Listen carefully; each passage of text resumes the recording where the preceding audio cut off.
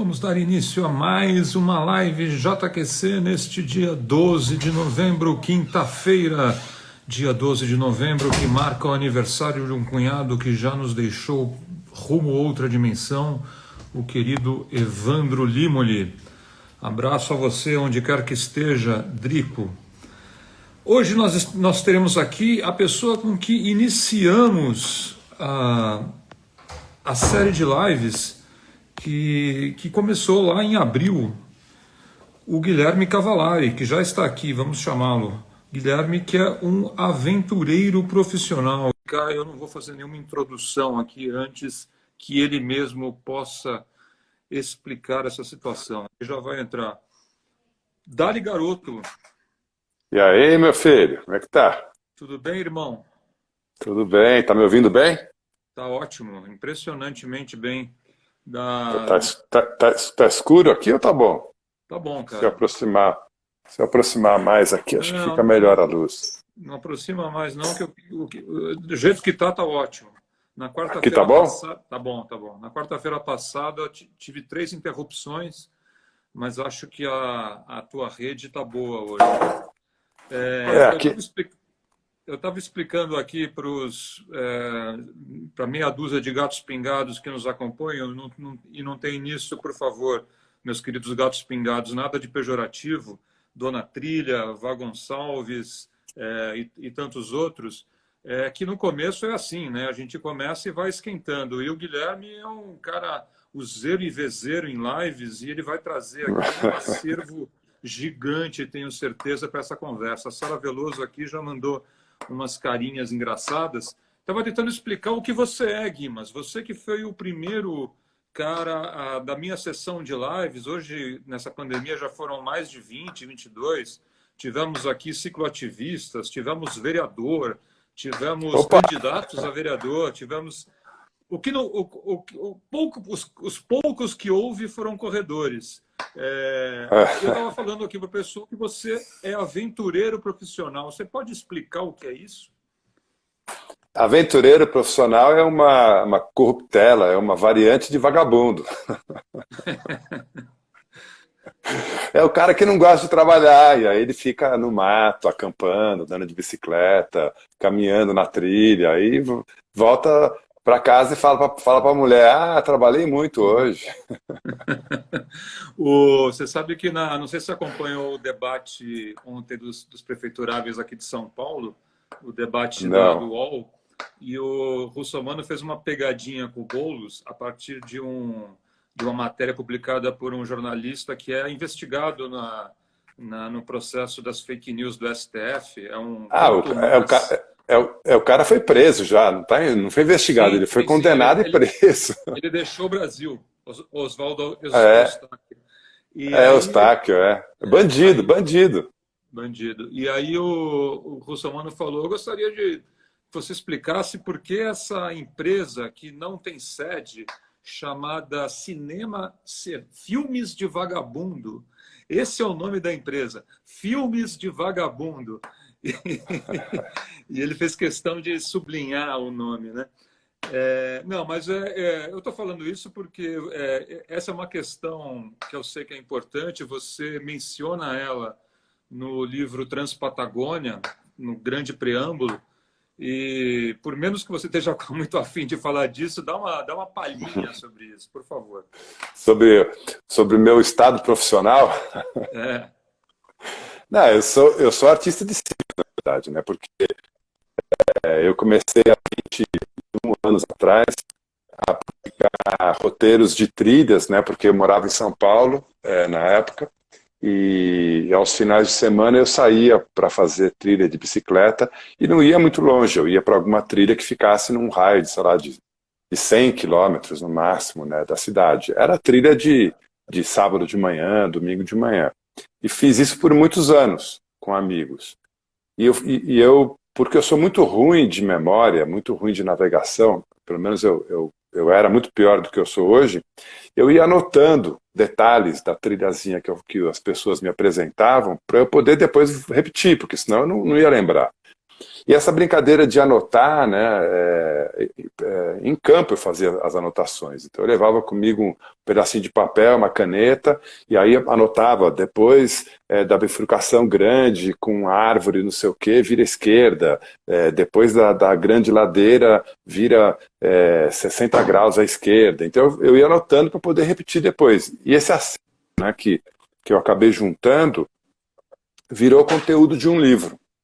Isso eu estou falando em 2001. Então, 2001, eu lancei, né, em 2001 esse primeiro livro, que foram 25 roteiros para mountain bike, num raio de menos de 100 quilômetros da capital paulista. Mas, assim, esse trabalho de mapeamento aleatório e amador durou uns 3 anos, 4 anos, né, que eu fui fazendo isso. E aí, quando o material ficou pronto, eu pensei, falei, puxa, isso aqui é um livrinho bacana, que vai ser útil para muita gente. E aí coincidiu de eu conhecer um executivo de uma empresa grande, né, ciclista também, conheci casualmente, e ele resolveu bancar essa impressão. Né? Tudo que eu queria era o dinheiro da gráfica, porque eu não bancar, né? E isso me lançou no mercado, me lançou como editor, como autor de conteúdo específico de aventura, resolvendo um problema sociocultural, né? Um problema assim, o paulista não tem natureza dentro da cidade, é carente desse contato com a natureza, e esse livrinho mostrou um atalho, mostrou onde estavam as melhores trilhas em torno da cidade. E aí uma coisa foi puxando a outra, esse livrinho gerou uma demanda de pessoas que queriam aprender um pouco mais sobre mecânica de bicicleta, um pouco mais sobre técnica de pilotagem, um pouco mais sobre navegação. E aí eu fui criando workshops e cursos. E aí, na sequência, eu já fazia matérias para algumas revistas, inclusive quando você estava lá na viagem turismo, a gente eu fiz algumas matérias, né, para você como editor. Eu fui me situando, né, no mercado de trabalho como um criador, um gerador de conteúdo de contato com a natureza. E dentro disso, desde o começo, impus a minha visão do que é um contato saudável, né, com a natureza. Sempre uma coisa que fosse de mínimo impacto ambiental, sempre buscando trilhas mais selvagens possível e também que tivessem conteúdo histórico, cultural. Então, eu prezo muitas trilhas que passam, por exemplo, num quilombo, que passam numa igreja muito antiga, que passam num casario, né, de construção centenária, e tudo isso eu fui agregando. E aí uma coisa foi levando a outra. Hoje eu estou com 18 livros publicados, aí no meio desse caminho eu comecei a fazer filmes também, filme documentário, em parceria com um camarada, né, o Cauê Steinberg, e montei uma escola de aventura. Então, no final eu trabalho bastante, né? Trabalho como fotógrafo, escritor, editor, coprodutor de filme, professor, palestrante, acabo fazendo uma porção de coisas, mas tudo nesse ambiente, né, dessa tentativa de levar os seres urbanos de volta para o ambiente natural. Eu comecei com essa suposta provocação, que não é provocação porque está no preâmbulo, como eu disse, do teu livro Transpatagônia, que eu acho que é o primeiro livro que muda um pouco a sequência dos livros anteriores, que eram esses mais técnicos, né? Seja de roteiros, seja também de manutenção de bicicleta, etc.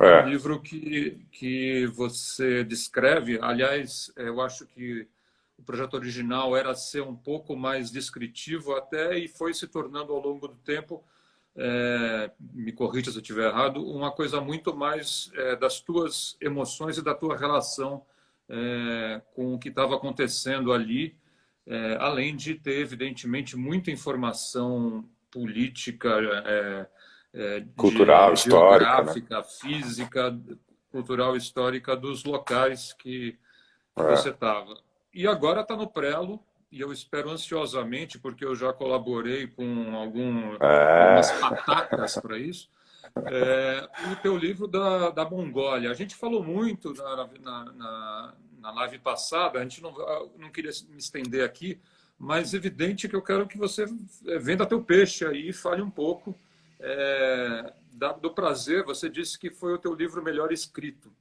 Por É, quê? essa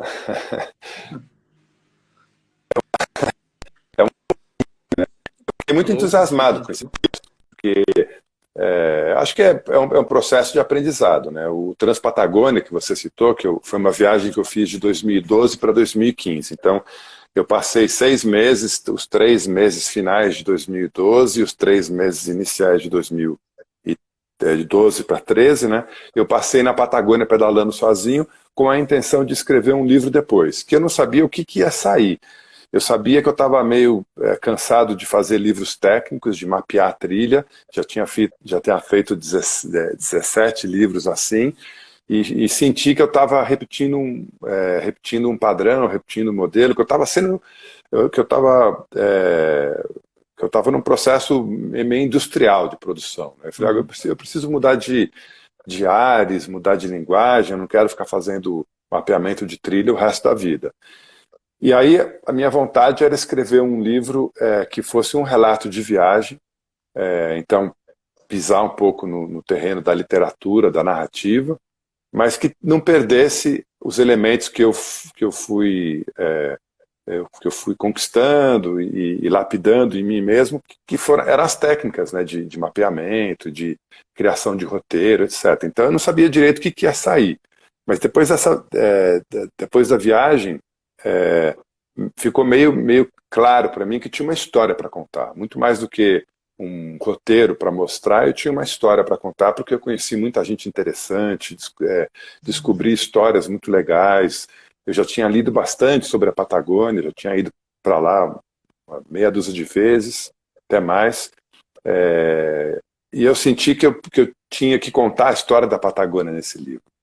E aí o livro aconteceu, né? Eu não tinha muito claro como que ele seria escrito, mas ele aconteceu desse jeito. Ele aconteceu sendo uma narrativa de aventura onde eu sou um protagonista e o lugar é outro protagonista. E a gente vai num diálogo assim, meio que percorrendo o trajeto juntos.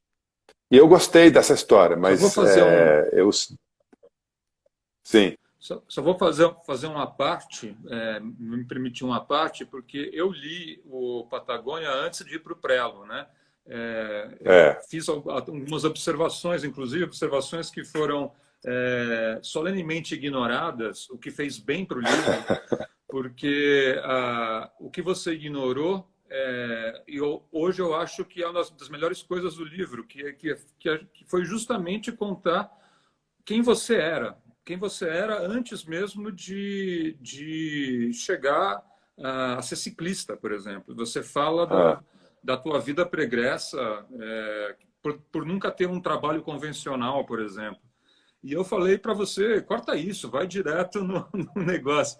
De novo, essa história do vagabundo vem daí, quer dizer, se é, você fosse seguir os idiotas da objetividade, como diria o Nelson Rodrigues, como eu, não teríamos a beleza desse livro. E você volta com isso no livro da Escócia, muito presentemente, até porque há um infortúnio ali no meio. Mas até mais, toca eu para acho, Mongólia né? aí, senão a gente vai, Até senão a mais. gente vai se arrebentar no tempo. É, mas até mais. Então, assim, o que eu acho é que nesse livro da Patagônia eu me arrisquei, né? Depois no livro da Escócia, que foi o seguinte, né, o Highlands por baixo do saiote escocês, que narra uma aventura na Escócia, eu arrisquei mais um pouco. E eu acho que nesse terceiro livro, né, que eu escrevi, que está agora na gráfica, que é o Transmongólia, Gengis Khan na garrafa de vodka, eu aprendi uma porção de técnicas, né, e lições mesmo, com os dois primeiros livros, e acho que consegui enxugar um pouquinho os exageros, consegui ser mais objetivo mesmo no subjetivo. Conseguir devagar um pouco menos, conseguir lapidar a linguagem, né? Você é um escritor profissional também, você vive da da tua pena, você sabe que é um processo de lapidação da própria linguagem. Né? A gente vai descobrindo, vai encontrando, construindo essa voz narrativa. Né?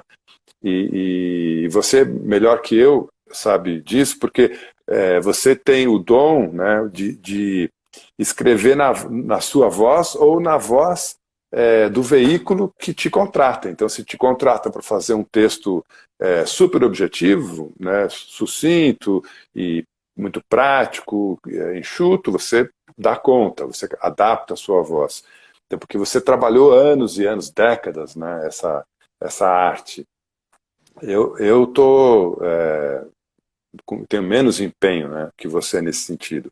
Mas eu acho que nesse livro da Mongólia eu consegui lapidar um pouquinho mais, né, essa minha voz narrativa. Por isso que eu considero o meu melhor texto até agora. A única coisa que você não lapida é o título, né? Ainda bem que você não tem Twitter, porque se fosse divulgar no Twitter, só daria para Não colocar o rola? título do livro, né? Acaba o número de caracteres possível ali.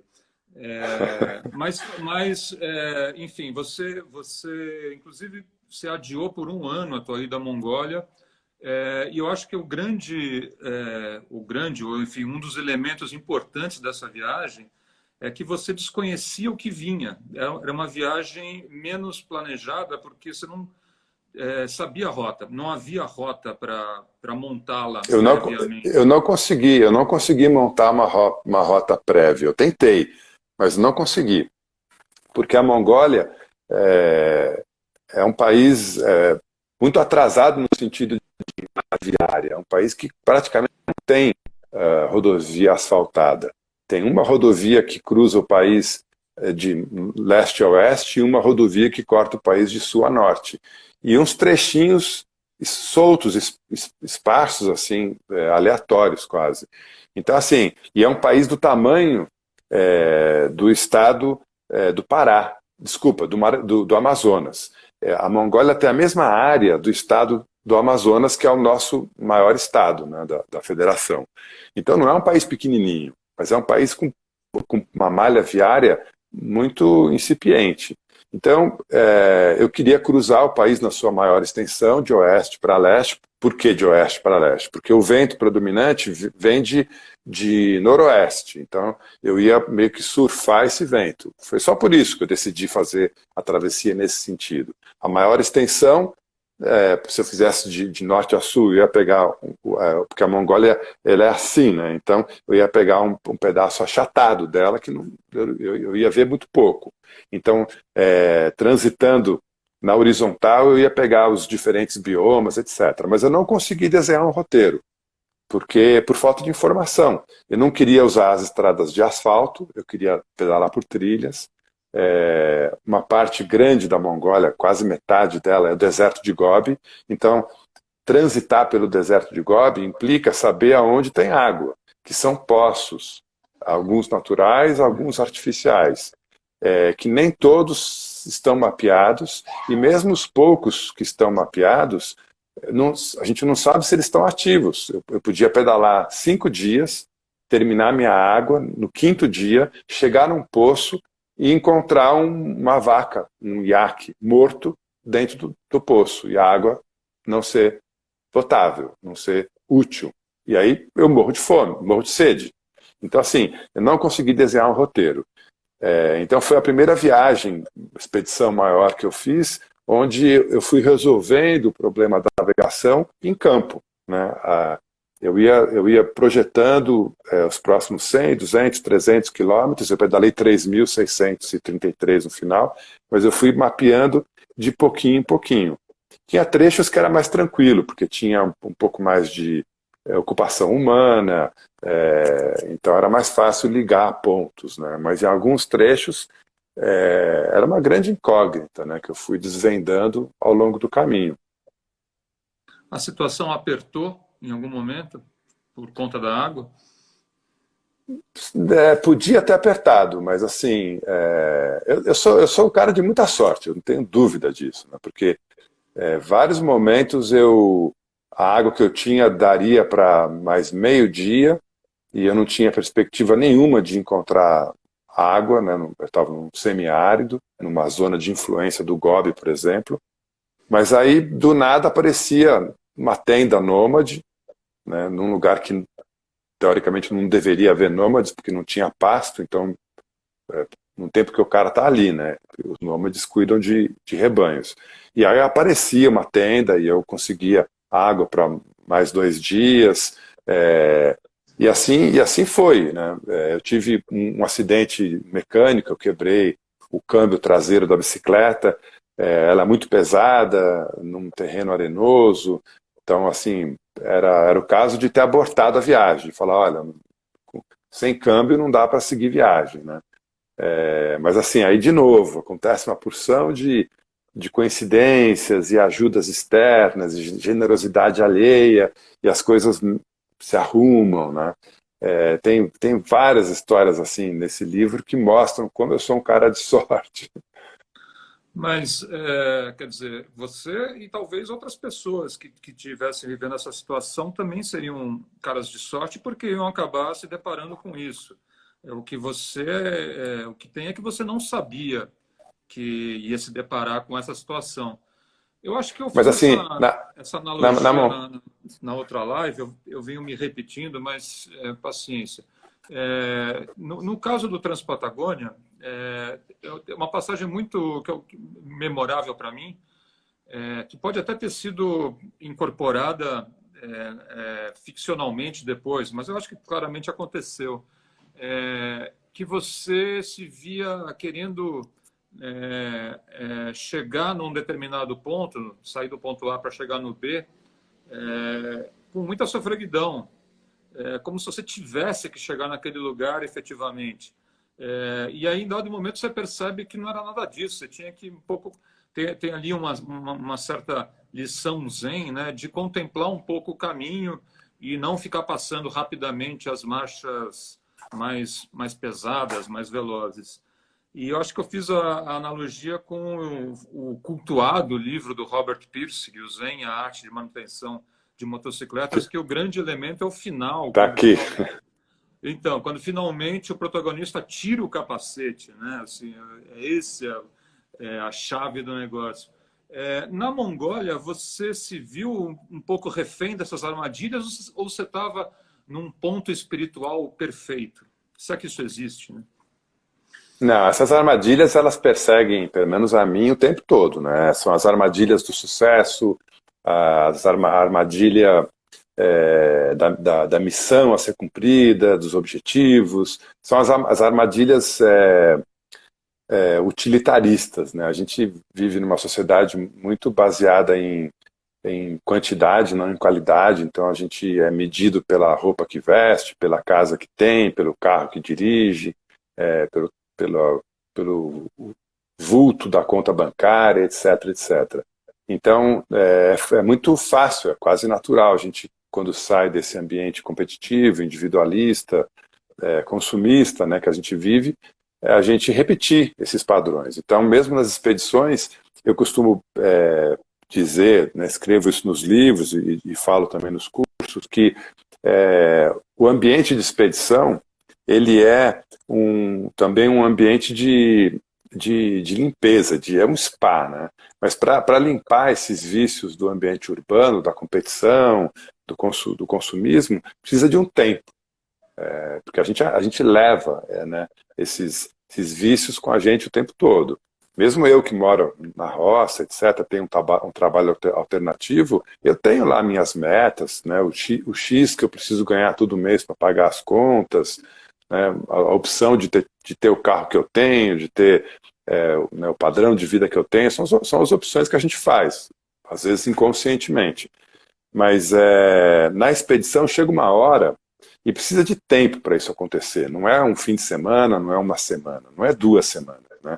Precisa de um tempo. Chega uma hora nas expedições mais longas, expedições de meses que eu faço, que acontece um clique, que é esse clique que eu descrevo nesse trecho que você lembrou do Transpatagônia, e que acontece também em outra dinâmica no Highlands, e acontece também, se repete no Transmongólia, que é o clique de você entender que eu não tenho que chegar em lugar nenhum, eu não tenho que cumprir meta nenhuma, não tenho objetivo numérico, eu não tenho que fazer X quilômetros, não tenho que chegar em tal lugar. Eu tenho que apreciar o momento presente, eu tenho que viver essa experiência plenamente, porque ela é única, né? Tem uma hora que essa ficha cai. É fácil a gente falar isso, estando aqui nas nossas casas, né, como uma verdade, porque soa como verdadeiro, e tem muito, muito bom senso nisso, né? Falar que o importante é o momento presente, e o que importa é viver plenamente quem nós somos, não viver tanto na expectativa do futuro ou no saudosismo do passado. Mas acontece que sentir isso na carne não é comum, né? A gente não é estimulado para sentir isso na carne. E numa expedição longa, acontece mesmo esse momento. E se não acontece é porque a expedição não foi tão longa, não foi longa o suficiente. Mas acontece esse clique de que nada importa no futuro, nada importa no passado. O que interessa é o agora. E aí as preocupações todas se voltam para a condição de saúde, para o bem-estar físico, para a qualidade dos pensamentos que estão ocupando a mente, para o que você vai comer, para o sol que tá te queimando, para a chuva que está te molhando. E aí o entorno, né, o lugar que você está visitando, fica muito mais colorido, muito mais rico, muito mais interessante, porque você está entregue a ele, está focado nele, né?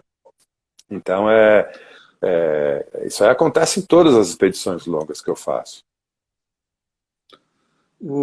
A gente acho que comentou sobre isso também, mas tem um pouco de fetichismo, muitas vezes, na escolha do destino, né?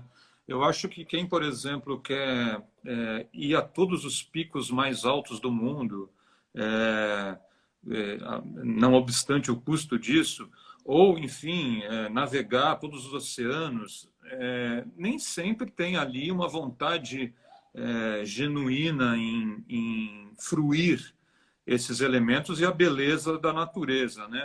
Você depara com isso quando você está num lugar isoladamente, por exemplo, na Patagônia, que é um certo fetiche aí do expedicionismo mundial? A gente não sabe, essa é uma pergunta que eu sempre me faço, né? Por que eu escolhi Patagônia para fazer esse projeto que gerou um livro, um filme? Por que eu escolhi depois a Escócia? Por que eu escolhi a Mongólia? Porque agora já escolhi o próximo destino, que vai ser o Peru. Então, por que eu escolhi o Peru? Não dá para responder com 100% de certeza, né? Se é um desejo íntimo, profundo, pessoal, ou uma influência externa. Com certeza teve uma influência externa, ou fetiche, ou ego, o que seja, né? Não dá para a gente responder com plena certeza porque escolhemos estudar uma coisa, porque escolhemos trabalhar num determinado área, etc. É tudo muito, muito complexo, né? No caso de fetiche de aventura, isso é bastante marcante, né? Em especial nesses grandes objetos de fetiche que são as grandes montanhas, ou o Polo Norte, o Polo Sul, ou mesmo destinos como a Mongólia, como a Patagônia, né? São locais icônicos, são locais que geraram experiências anteriores, né, para outras pessoas muito interessantes, que deixaram relatos e que influencia a gente.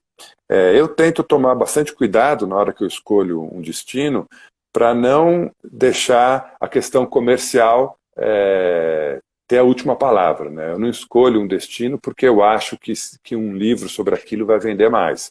E se eu fizer isso, eu estou deixando de me ouvir, né? Estou deixando de ouvir a minha voz interior, que é a voz da curiosidade, que vai apontar um outro lugar. E se eu não atender essa curiosidade, com certeza o material que eu produzi sobre essa experiência não vai ser bom.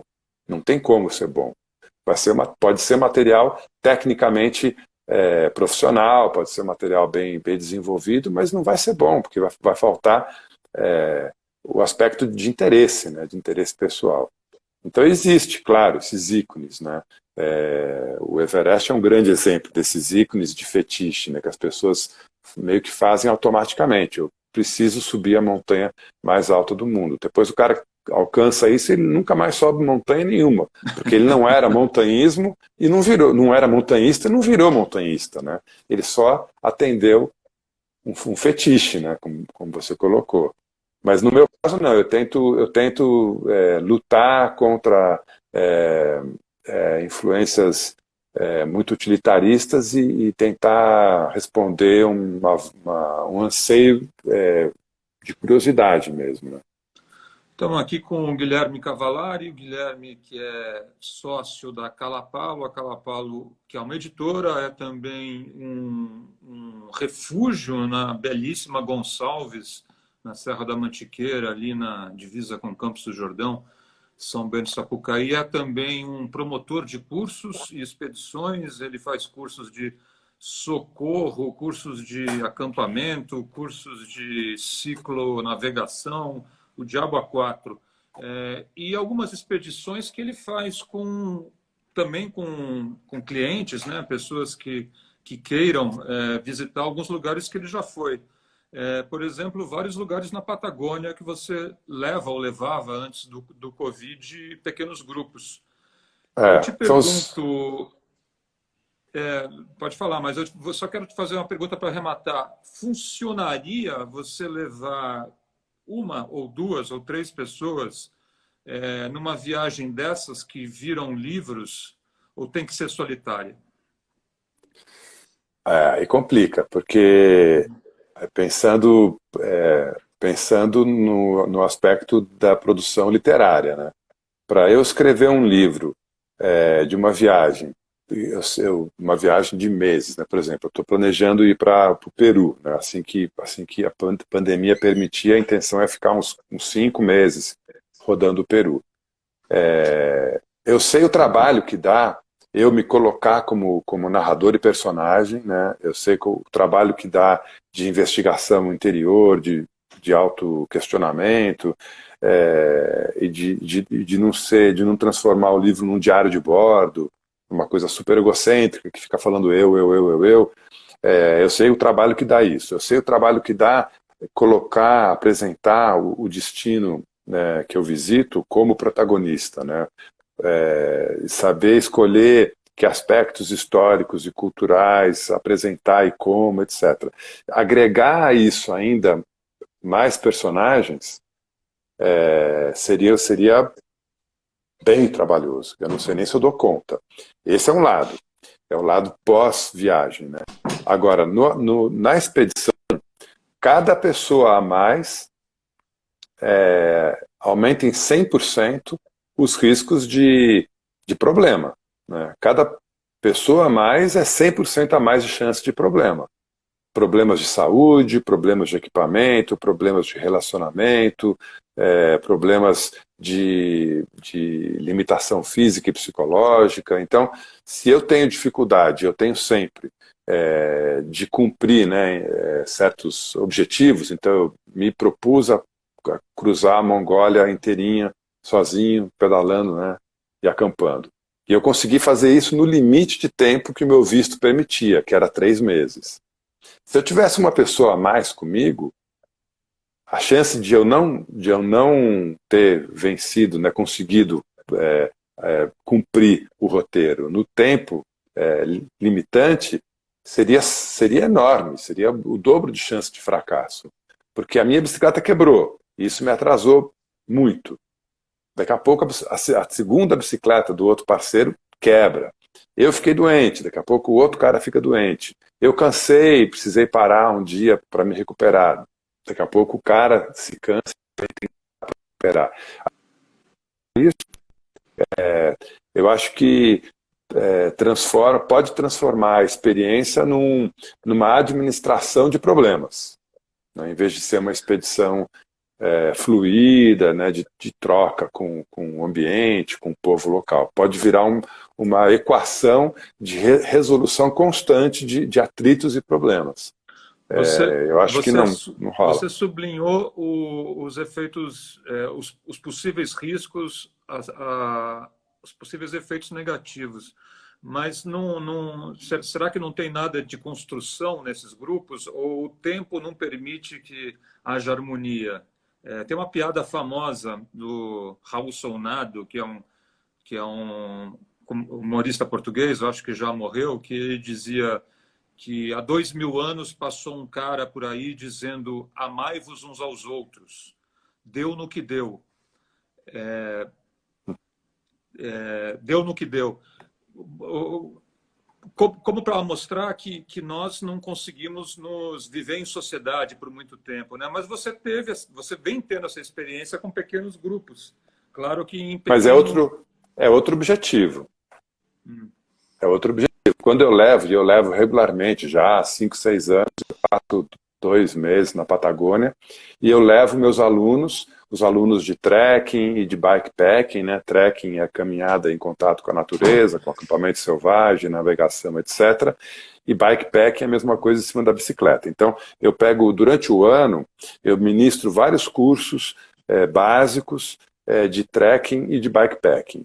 Depois, os alunos mais interessados, ou os que já têm experiência prévia, etc., eles fazem alguns treinamentos comigo. Então, a gente passa 3, 4 dias.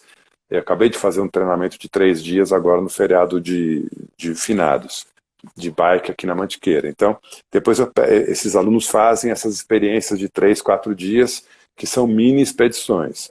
E depois, na cereja do bolo, eu coroo tudo com uma expedição de 2, 3 semanas, onde eu levo esses alunos, um grupo pequeno, para fazer uma travessia a pé ou de bicicleta, com elementos muito reais de expedição, né? São sempre roteiros que eu não conheço plenamente, às vezes eu não conheço nada, às vezes eu conheço parcialmente, mas então o aluno vai viver comigo uma experiência de dúvida, de exploração, a gente vai se perder na trilha, vai se achar, vai administrar o equipamento, vai carregar toda a comida, são sempre expedições autossuficientes.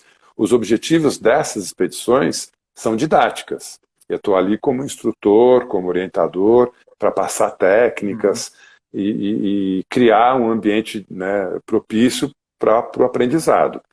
Outra proposta, quando eu saio sozinho, para passar 4 meses na Ásia, 3 meses e meio pedalando pela Mongólia, para viver aquela experiência plenamente e depois narrar essa aventura num livro e num filme documentário. Se eu levo alguém comigo nessas expedições mais longas, eu vou gastar muito mais meu tempo administrando esse grupo do que eu gastaria interagindo com o meio.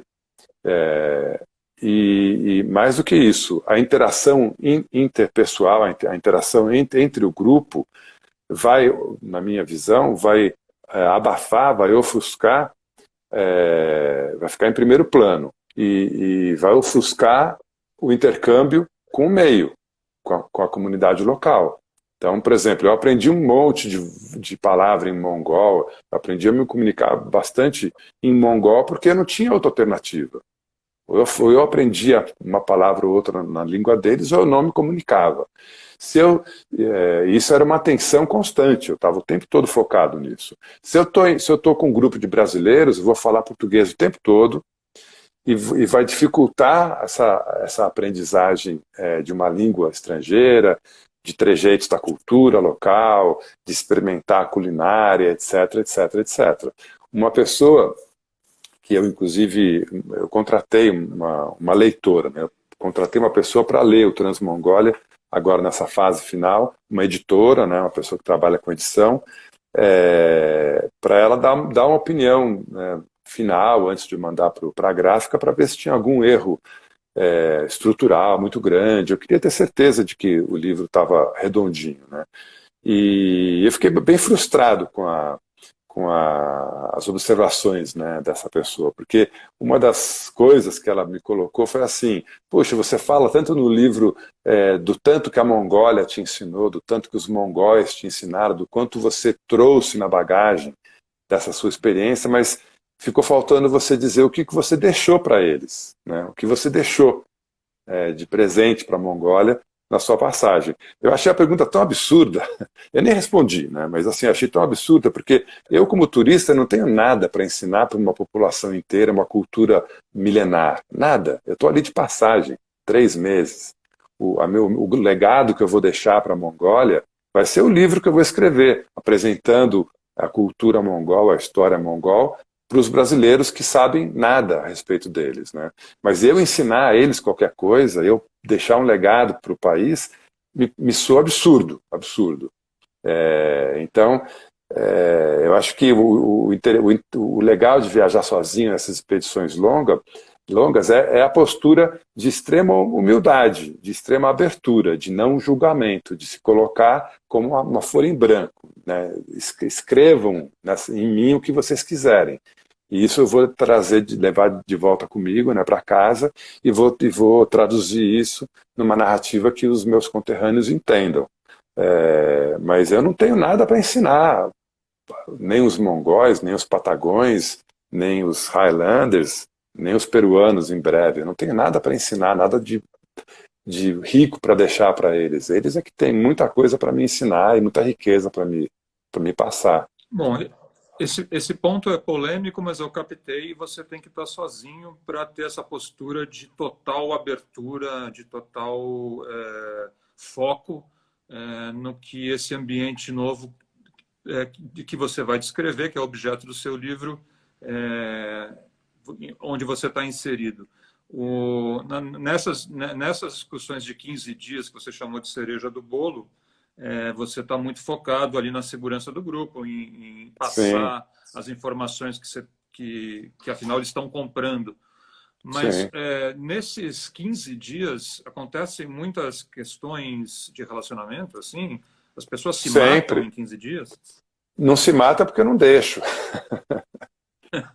Mas acontece, claro, porque, assim, imagina, todo mundo, todos os meus clientes, meus alunos, são profissionais, são pessoas que... Eu tive um aluno que é um criador de gado e produtor de leite, então ele mora numa zona rural, numa fazenda, não sei o quê, mas mesmo assim, ele é um cara inserido num sistema de produção, né? É um ser urbano, ele é urbanizado, apesar de trabalhar numa área rural. Você pega esse cara que está acostumado a dirigir o carro dele para o trabalho e voltar para casa, tem ar-condicionado, tem som no carro, tem vidro elétrico, ele mora numa casa confortável, com água quente, com saneamento básico, com eletricidade, com Wi-Fi, blá, blá, blá, blá, blá, blá, blá. Né? Em geral tem uma faxineira, uma empregada. Você pega esse cara e tira tudo isso dele. Você fala assim, agora, banho, cara, se você quiser, é o banho aqui no rio gelado, que vem do dejeiro daquela montanha. Ou não toma banho nenhum. Ele está buscando? É isso que ele está buscando, mas ele nunca viveu isso, em geral. Nenhum deles viveu isso por 15 dias. O cara viveu uma noite, um fim de semana. Lembra que eu falei no começo que tem um momento na expedição, que tem um clique, que você se adequa ao local, mas antes desse clique acontecer, são semanas de desconforto extremo. São semanas que você só consegue lembrar da falta que o banheiro faz, da falta que o chuveiro, que o banho, que a roupa limpa, que a comida boa. É só falta do descanso. Então é normal, é comum nessas expedições, os primeiros dias, as pessoas reclamarem que, puxa, a gente não para contemplar, esse lugar é bonito, a gente não vai parar aqui. Não, a gente tem que seguir, porque, né, a gente tem que chegar no fim dessa trilha, senão a gente morre aqui, né? A comida vai acabar, a mochila está pesada, está frio, eu não tenho... E assim vai, deu bolha no meu pé, deu bolha no pé, e agora? Agora foda-se, você vai ter que caminhar, bicho, você vai ter que sair daqui, né? E assim por diante.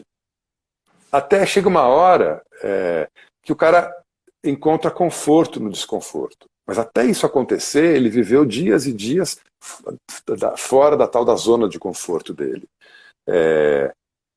Então, essa é a minha função. A minha função é garantir que ele dentro dessa zona de conforto, ele não entre em risco de saúde, risco de morte, né? Eu não posso deixar que ele entre num risco letal.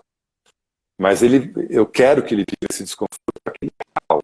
Esse desconforto vai ser o grande professor dele. Ele vai, nesse desconforto, entender que ele consegue viver com menos, que o que ele chama de direitos são, na verdade, luxos, que ele pode viver com muito menos.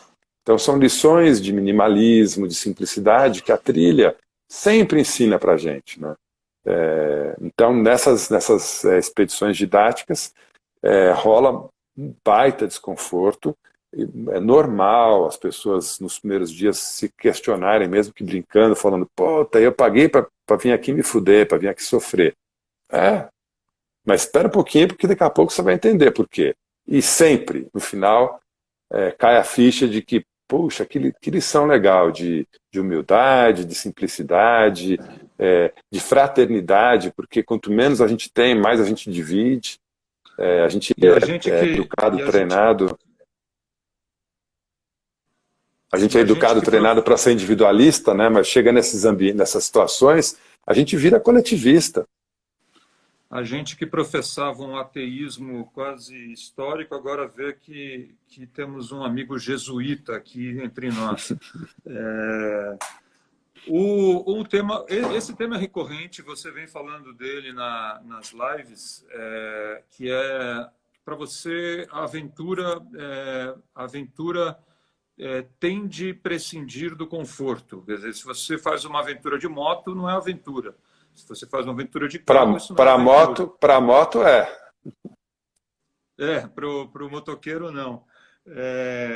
Então, uma pessoa que queira contemplar a natureza, queira sair da vida estressante da capital, ela não tem como se considerar nunca uma aventureira se não abdicar desses luxos que você comentava? Eu não vejo como, porque se a gente vai para a natureza para comungar, né, dos benefícios que ela tem para oferecer, né, para a capacidade de cura que ela tem, porque é assim que eu vejo, a natureza ela é uma grande terapia, ela é uma grande promotora de cura, ela cura dos maiores males, né, que a gente vive enquanto indivíduo e sociedade, que são os males da inadequação. A gente se posiciona de uma forma inadequada, né, diante do planeta, diante do mundo e diante dos nossos pares, né? Mas assim, se a gente vai para a natureza e não sente frio, não toma chuva, não passa calor, não é picado por inseto, se a gente não sente a natureza na pele, é porque a gente transformou essa natureza. A gente foi lá, comprou um pedaço de mata, cortou todo o capim que havia, meteu grama, construiu uma casa toda envidraçada, que a gente pode ver a natureza, mas a natureza não pode nos tocar. As janelas ficam fechadas o tempo todo, nenhum inseto entra. Se entra inseto, eu tenho inseticida para acabar com o inseto. A minha natureza é, na verdade, um jardim, eu tenho um jardineiro contratado para deixar aquilo com uma aparência estética que me agrada, mas que não é natural, que não veio espontaneamente. Então, essa forma de comungar com a natureza através das casas de campo, casas de praia, hotéis, pousadas, spas e o caralho a quatro, na verdade, é urbanizar a natureza. É transformar a natureza, enfiar a goela abaixo da natureza, todos os confortos, tem que ter Wi-Fi, tem que ter ar-condicionado, tem que ter chuveiro quente, tem que ter uma cama adequada, né, lençol limpo, toalha felpuda, senão não está legal. Que experiência natural é essa? Agora, você me faz pensar aqui, enquanto você fala isso, eu fui para um outro lado, assim, estou tentando levar isso ao paroxismo.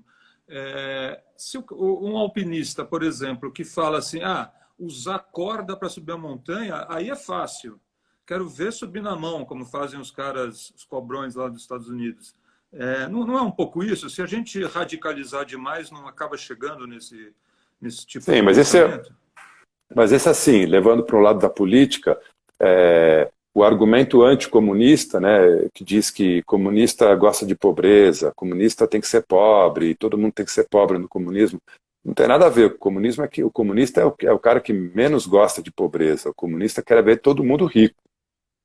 a riqueza dividida entre todos. Então, o extremo de você ir para a natureza e comungar daquilo que ela tem para te oferecer no nível máximo seria ir pelado, né? Seria largados e pelados. Você vai pelado para a natureza, sem comida, sem abrigo, e deixa a natureza te lanhar à vontade. Não, esse é o extremo. E é um extremo burro. O que a gente tem a gente tem uma porção de ferramentas, tecnologia, equipamento, habilidades, conhecimentos, que podem permitir que a gente comungue da natureza sem transformar a natureza. A corda no montanhismo não transforma a montanha. O que transforma a montanha é o teleférico. Então, a analogia que você fez da corda não se aplica, porque a montanha não vai se alterar em nada se eu subir de corda ou sem corda. A diferença é que sem corda, pouquíssimas pessoas, raríssimas pessoas vão conseguir subir a montanha. Agora, a diferença está, o argumento nefasto está em comparar a corda com o teleférico, que é um argumento muito comum entre os demagogos, né? Assim, se você subir de corda, qual a diferença tem de eu subir de teleférico? Total diferença. Na corda eu subi ativo, eu subi a montanha. De teleférico você foi subido. A diferença está nisso, né? Eu não vou pelado para as minhas trilhas, eu vou com roupa de trilha, com roupa adequada, roupa cara, tecnológica. Eu levo a melhor barraca que tem, a melhor bicicleta que tem.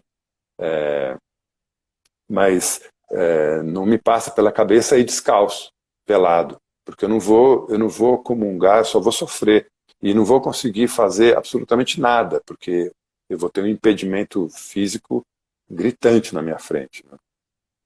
Apesar de usar uns sapatos inadequados, pelo menos na Escócia, né? Dados, enfim, que não eram impermeáveis. Agora, aqui em São Paulo, não sei se você está acompanhando, a gente está vivendo um pouquinho desse contato com a natureza que você professa, que é uma enxame de mosquitos.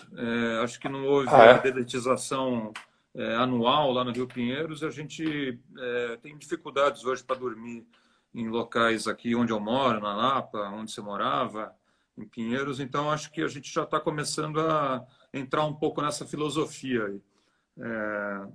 Talvez a gente consiga, eu consiga... É pior, né? Você tem um monte de mosquito, porque você tem para ele proliferar à vontade, mas você não tem o contraponto, que é todos os pássaros, lagartos e todo o resto do ecossistema que daria conta de comer esses mosquitos, né? Então é um desequilíbrio total. É verdade. E você está num ambiente urbano, onde você não espera ter infestação de mosquito, né? Ô, Guima, são 8h52, logo mais, daqui a uns 5 minutos, porque sempre eles comem um tempinho, vai entrar um reloginho aqui, a gente vai ser abduzido, o tempo passa muito rápido. O Guilherme está lançando o livro dele agora em dezembro, que é o Transmongólia, a Mongólia numa garrafa de vodka, é isso? Não, Gengis Khan numa garrafa de vodka. Gengis Khan na garrafa de vodka. Eu só estava esquecendo o Gengis Khan. E as compras podem ser feitas pelo site da editora dele, que é a editora Calapalo com K.com.br. Eu queria, rapidamente, no tempo que a gente tiver aqui, falar sobre cicloativismo e bicicleta como mobilidade. Eu lembro que uma vez eu te chamei para fazer alguma matéria lá na Viagem Turismo e você meio que falou que não era a tua praia essa coisa da bicicleta na cidade. A gente ainda não tinha, foi uma época pré-Haddad, não tinha umas ciclovias, tinha uma ciclovia em São Paulo. Hoje está muito diferente, né? A gente tem mais ou menos 500 quilômetros. A bicicleta entrou efetivamente como um vetor de transporte. Você ainda é um pouco reticente ao uso da bicicleta como transporte urbano? Pessoalmente sou, mas eu sou totalmente a favor. Eu acho que bicicleta é uma solução, não só para o transporte individual, para o trânsito, para a saúde pública, para a humanização do trânsito. Assim, só tem benefício. Eu não uso a bicicleta na cidade quando eu estou em São Paulo. porque eu não me divirto pedalando, eu me sinto inseguro. Eu usei muito, né? Durante anos eu usei a bicicleta como meio de transporte em São Paulo, até a hora que eu percebi que era uma questão de tempo eu ser atropelado né, poder morrer, né, num acidente. E aí pesei os prós e contras e vi que não valia a pena. Então, em São Paulo eu uso transporte público, eu me desloco de ônibus, de metrô, eventualmente pego um táxi, um Uber. Então eu sou totalmente a favor, mas eu pessoalmente não uso, porque por uma questão pessoal a conta não fecha. No sábado, inclusive, a gente teve a morte aqui. Há tempos não se comunicava. Ocorrem mortes de ciclistas, mas a gente não tem conhecimento Diariamente. de todas elas, né? E uma cicloativista morreu aqui perto, na Sumaré, com a Lisboa. Inclusive, ela era uma cicloativista e também participava de planos, Do Boulos. planos do Boulos e também o plano que foi efetuado na gestão Haddad, que foi capitaneado pelo candidato do PT, agora Gilmar Tato. Me chamou a atenção isso porque eu lembrei que você realmente era refratário a andar de bicicleta em São Paulo. E imagino que quem anda, e hoje há muito mais gente pedalando fim de semana, vai para os acostamentos de estradas, grupos, eu imagino que também você não concorde com isso, né? Não é que eu não concordo, tem que pesar prós e contras, né? É um risco, e aí cada um vai decidir se corre ou não deve correr ou não correr esse risco. Eu fiz isso durante muitos anos, eu treinei anos ali na Bandeirantes, na rodovia dos Bandeirantes, treinei na própria Marginal Pinheiros, tinha um treino que rolava de domingo, a gente fazia. Pedalei bastante, né, em marginal, em rodovia, na cidade, mas como você bem lembrou, nessa época não tinha ciclovia, então a gente pedalava no meio do trânsito, né? Eu fui durante quase 2 anos, 1 ano e meio, eu fui bike messenger, eu fui mensageiro de bicicleta em Berlim. Essa era a minha profissão, eu ganhava pão na Alemanha no tempo que eu vivi lá. Então eu pedalava em média 100 km por dia, Berlim é bastante plana, então permite fazer alta quilometragem, e no meio do trânsito, tudo bem. O trânsito alemão é mais responsável, é mais seguro, mas eu fui atropelado 2, 3 vezes, né? Tive alguns acidentes. E gente morre também de bicicleta em Berlim, né? Morria uma colega nossa, mensageira de bicicleta, morreu atropelada, o caminhão passou por cima dela, né? Trabalhando. Evidente, né? Um transporte vulnerável. Muito, muito. Eu queria agradecer a todos os que entraram aqui. Eu não mencionei nomes. O Betão apareceu de novo. Ele tinha perguntado aqui, ele fez algumas perguntas. Uma, acho que ele, sem a gente ter mencionado, eu acho que foi respondida. A Helenira também apareceu. Um beijo para ela. Álvaro Bicicleta também aqui fez um comentário. Eu agradeço muito quem participou. E nesse tempinho aqui, eu queria que o Guimas, cuja imagem está se liquefazendo aqui, comentasse aí, vendesse o peixe aí, falasse do Transmongólia nesses minutos finais e também convidasse para suas lives, se quiser. Então, legal. O livro Transmongólia, Gengis Khan na garrafa de vodka, já está na gráfica. Vou ter ele nas mãos no começo de dezembro. Já está em pré-venda no meu site, calapalo.com.br. E a partir de janeiro a gente começa a trabalhar no documentário dessa viagem também, né, da Mongólia, mas não tenho previsão nenhuma de quando vai ser lançado. E no site, no calapalo.com.br, tem lá a nossa agenda de cursos, de treinamentos, de eventos aqui no Refúgio, na Escola do Aventura em Gonçalves, no sul de Minas, na Mantiqueira, e os outros 18 livros que eu escrevi, que estão todos disponíveis no site, mais links para os filmes documentários, etc. Está tudo concentrado no site. Então, visita lá e tem meu blog, lá tem, sei lá, quase 500 artigos escritos de tudo que você imaginar sobre aventura, livros, filmes, equipamento, treinamento, etc. Tem bastante coisa no site. fazer um comentário pessoal aqui. O refúgio onde o que o Guilherme menciona é onde ele mora e eventualmente ele abre para os convidados aí, para as pessoas que fazem os cursos dele, que é num lugar chamado Campestre, em Gonçalves, que é um lugar muito bonito. Eu corri lá algumas vezes e ele que disse que era muito ruim de memorizar bifurcações, encruzilhadas, referências, ele fez de cabeça um mapa para mim, para eu dar uma boa volta ali. Acho que eu corri umas 4 horas, enfim, uns 20 quilômetros. Eu tenho a dizer que o mapa era absolutamente perfeito. Só que eu, como sou um idiota completo, eu molhei o mapa no meu suor assim, em minutos. Então, voltei com o mapa para... Realmente eu tive a oportunidade de ver que era perfeito, mas na hora eu não consegui usar. Tanto que eu me perdi algumas vezes e tal. Eu imagino que quem tiver ali com você, você dá essa... Você pode se cironear aí pelos caminhos não tão difíceis de Gonçalves, né? Então, agora na pandemia a gente não está mais recebendo dentro de casa, né? Aqui que vocês estão vendo aqui atrás é a sala de estar, né? Então, quando a gente tinha hóspedes, ficava todo mundo junto aqui com a gente.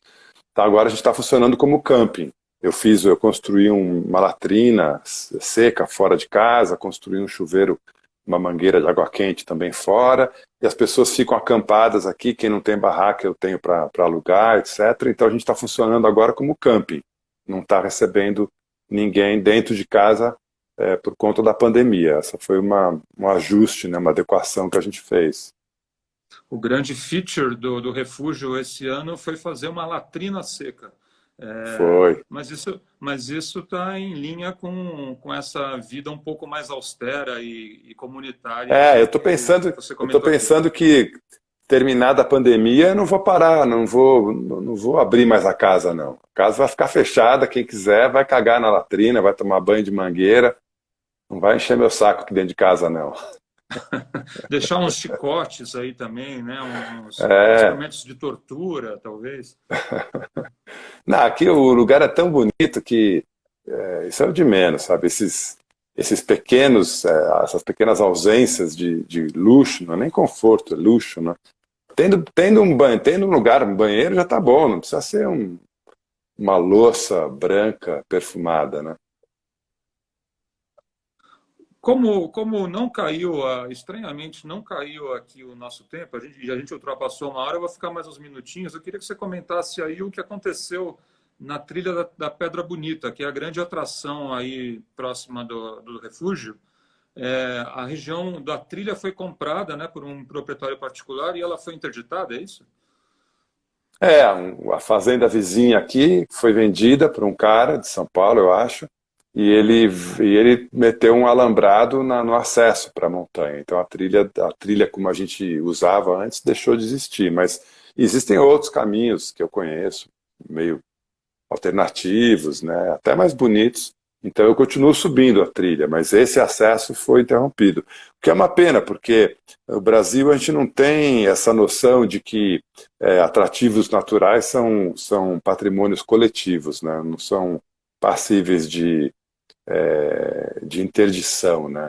A gente não tem essa legislação clara, né? E enquanto que na Escócia isso é muito claro. Os caras têm uma lei de 2006, se não me engano, que diz que toda a terra, toda a área da Escócia pode ser pública ou privada, não pode ter o acesso vetado. Então, qualquer pessoa pode andar e caminhar em qualquer terreno da Mongólia. Desde que não seja, claro, um jardim, uma plantação, você não vai, né, meter a barraca no meio do brócolis de ninguém. Mas se for um pasto, ninguém pode te proibir de passar e acampar. Acesso irrestrito. Que é uma visão coletiva de uso da terra muito legal, né? E a trilha fechada, e a trilha tinha só essa finalidade, né, de levar até o pico, provavelmente não interfere em nada na propriedade do cidadão, né? Ele só está demarcando o terreno ali. Nada. Inclusive é uma trilha histórica, uma trilha com décadas e décadas de existência, aberta pela população local e usada muito pela população local também. E aí vem um cara de fora que, né, com certeza comprou essa fazenda para usufruir da natureza, mas com uma visão individualista, né, não coletivista. O cara não veio para Gonçalves para agregar, ele veio para subtrair, né? E ficou por isso? Vocês tiveram contato? Alguém teve contato? Vai ficar por isso mesmo? O cara é inacessível, ele fala através de um advogado, e é inacessível. A lei está do lado dele, porque a lei é obtusa, né, nesse sentido. Então não tem muito o que fazer, não. Eu resolvi o meu problema. Eu acesso a montanha por outro lado, outra trilha, bem mais alternativa, que eu ajudei a abrir, etc. Então, e essa trilha tá lá para quem quiser. Não vou meter uma roleta e cobrar ingresso, né?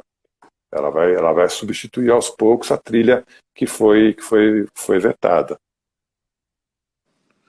Quem quiser conhecer essa trilha, então passa lá no Refúgio Calapaulo. O Guilherme desenha ali umas garatujas num papelzinho. Você coloca Isso. dentro de um plástico para não fazer como eu. Queria te agradecer novamente. É sempre um prazer estar contigo. Nossas conversas nem sempre têm um público tão grande e interessado. Espero que eles tenham gostado. Se não gostarem também, paciência. Mas essa conversa está gravada. Fica aqui no feed do Jornalistas que Correm, no Corra Jornalista no Instagram. E o Guilherme estará aí nas sextas-feiras, às 6 da tarde. Ele faz as lives, os solilóquios dele, né? Porque ele conversa com vocês, com quem faz perguntas para ele. Ele, às vezes, responde. É. Então, é isso aí, cara. Amanhã às 18 horas, então, na minha página, guilherme.cavalari, vai ter lá a live, tradicional live Aventura é Cultura. Abração, obrigado. Beijos, obrigado. Até Tchau. breve. Até já.